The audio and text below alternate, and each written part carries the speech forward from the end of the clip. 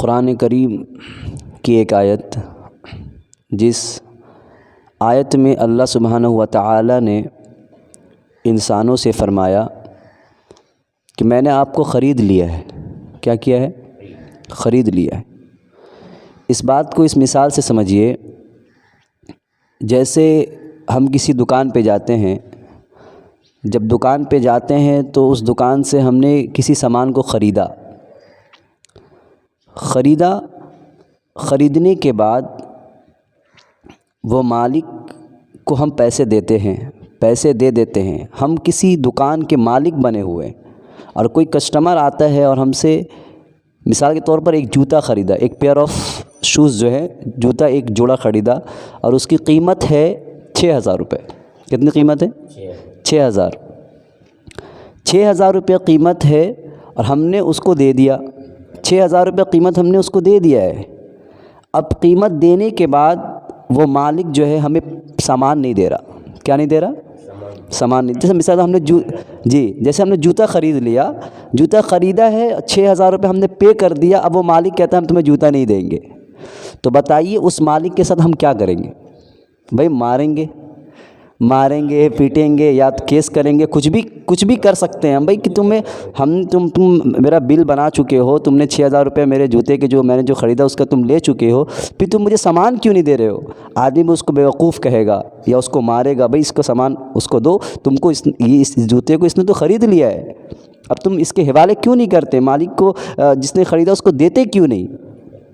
تو قرآن میں اللہ سبحانہ و تعالی یہی چیز کو انسانوں سے سامنے ایڈریس کر رہے ہیں اور سمجھا رہے ہیں کہ اے مومن، اے ایمان والے، ان اللہ اشتری من المؤمنین انفسهم واموالهم بان لهم الجنہ۔ کیا فرمایا؟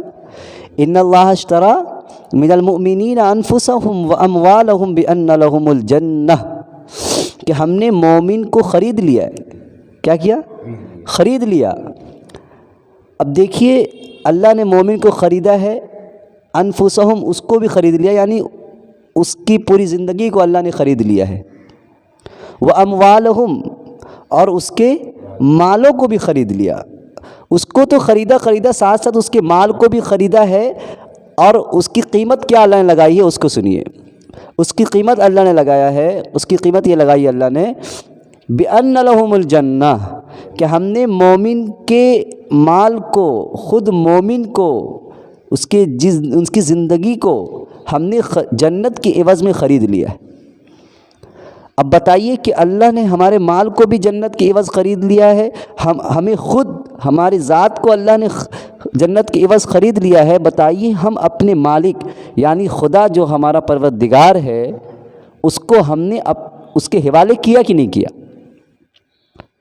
تو ہم بے وقوف ہیں کہ نہیں ہیں کہ اللہ نے تو ہمیں خرید لیا، ہمارے مال کو بھی خرید لیا، ہمیں بھی خرید لیا، مگر ہم اللہ کو اپنے جسم، اپنے اعضاء، اپنے جوارے، اپنے مال کو، اپنے وقت کو، اپنے زندگی کے اٹھنے بیٹھنے، سونے، کھانے پینے کو، تمام چیزوں کو کیا ہم نے اللہ کے حکم اور نبی کے طریقے کے حوالے کیا ہے؟ تو یہی چیز ہے، تو ہم بے وقوف ہیں، ہم جو ہے ملامت کے لائق ہے کہ اللہ تو کہہ رہا ہے کہ ہم نے تمہیں خرید لیا، اور ہم نے اب تک اللہ کے اپنے جسم کو، اپنے مال کو اللہ کے حوالے نہیں کیا۔ اب مسلم کمیونٹی کے اندر مسلم ہیں، مسلمان ہیں، ہر جگہ پہ وہ مارے جا رہے ہیں، کاٹے جا رہے ہیں، اور ان کے ساتھ ایسے حالات آ رہے ہیں، بد سے بدتر حالات آتے جا رہے ہیں، تو وہ کہتے ہیں کہ ایسا کیوں ہو رہا ہے؟ ایسا اسی وجہ سے ہو رہا ہے کہ اللہ نے تو ہمیں میرے مال کو، میرے جسم کو، میرے تمام تر زندگی کے جو میرے وقت ہیں، کام ہیں، اٹھنا بیٹھنا، سب کو اللہ نے خرید لیا۔ خریدا اس معنی پر کہ ہم اللہ کے حکم کے مطابق اپنی زندگی بسر کریں گے، یعنی اللہ نے ایک حدود بنا دیا ہے کہ تمہارے لیے یہ صحیح ہے، یہ غلط ہے، یہ طریقہ صحیح ہے، یہ طریقہ غلط ہے۔ جب اللہ نے ایک طریقہ بنا دیا، اب اس طریقے کے مطابق ہم زندگی گزار رہے ہیں تو گویا کہ ہم اللہ نے ہمیں خرید لیا ہے، ہم اللہ کے حکم کے مطابق اگر زندگی گزار رہے ہیں تو سمجھ لیجئے کہ ہم اللہ کے غلام بنے ہوئے۔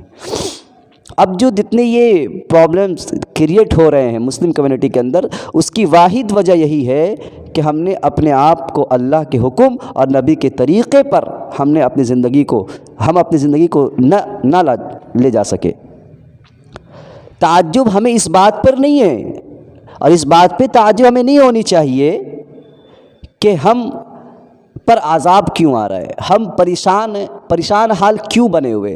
تعجب اس بات پہ ہوتا کہ ہم اتنا کچھ کرنے کے باوجود بھی ہم پہ یہ حالات خراب آ کیوں نہیں رہے۔ جب حالات ہمارے خراب نہیں ہوتے تب تعجب کی بات ہوتی، تعجب ہوتی بھائی کہ ہم اللہ نے ہمیں خرید لیا، اور اللہ نے کہہ دیا یا ایھا الذین آمنوا ادخلوا فی السلم کافہ، اے ایمان والو، مومن سے مخاطب کر کے اللہ نے فرمایا فی السلم کافہ کہ تم پوری اسلام میں داخل ہو جاؤ، مطلب اپنے آپ کو، اپنی زندگی کو پورا جو ہے اللہ کے سپرد کر دو، پورا پیش کر دینا ہے اللہ کے ذات کے سامنے، سرنڈر کر دینا ہے کہ اللہ اب تو جیسا چاہے گا، ہمارا اٹھنا بیٹھنا کھانا پینا سب تیرے حکم کے مطابق ہوگا اور تیرے نبی پیارے جناب محمد صلی اللہ علیہ وسلم کے طریقے کے مطابق ہوگا۔ جب ہم یہ نہیں کر پا رہے تو اب ہمارے اوپر جتنے بھی حالات آ رہے ہیں تو اس میں تعجب کی بات نہیں، یہ تو ہونا ہی تھا۔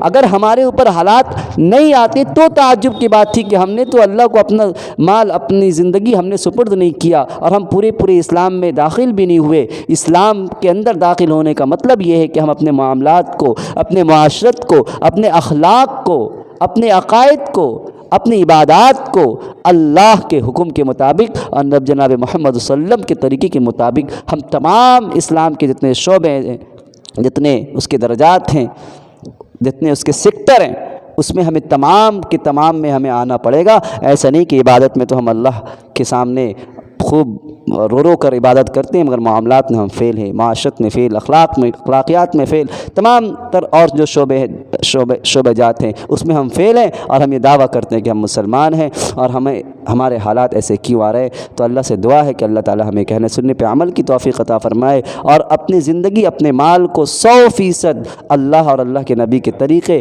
کے مطابق، اللہ کے حکم کے مطابق ہم اپنے پوری زندگی کو گزارنے والے بن جائیں۔ یاد رکھ لیجئے اللہ اور اللہ کے نبی کے طریقے کے علاوہ جو بھی راستہ ہے وہ شیطان کا راستہ ہے، وہ شیطان کا راستہ ہے۔ اللہ اور اللہ کے حکم کے خلاف جو بھی کام ہوگا وہ غیر اللہ اور اللہ کے نبی کے طریقے کے علاوہ جتنے بھی کام ہیں سب سمجھیے وہ شیطان والا کام ہے۔ اللہ تعالی ہمیں کہنے سننے پہ عمل کی توفیق عطا فرمائے۔ وآخر دعوانا الحمدللہ رب العالمین۔